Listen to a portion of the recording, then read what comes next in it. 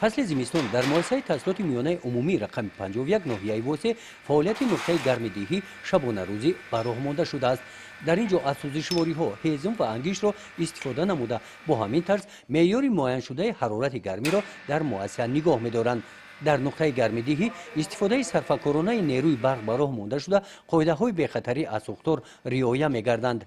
در انبار انگیشت و هیزم ذخیره کرده شده برای دوره زمستان بسنده است. مراجعه‌نامه حکومت جمهوری تاجیکستان را درباره صرفه‌کارانه استفاده بودن قوای برق و زمستانگذرانه سال 2020 و 2021 با پورگی اجرا نموده سیمخانه‌ها را با هوای گرم و حرارت معتدل تامین می‌نماییم و قوای برق را صرفه‌کارانه استفاده بوده با واسطه محرک‌های الکتریکی که استفاده آب گرم با 22 سیمخانه مؤسسه تامین می‌نماید روانه کرده در هر یک ساعت تا 10-15 دقیقه محرک را خاموش میکنیم که قوای برق هم صرفه‌کارانه استفاده میشود هم سیمخانه‌ها با آب گرم با گرمی تامین می‌نمایند.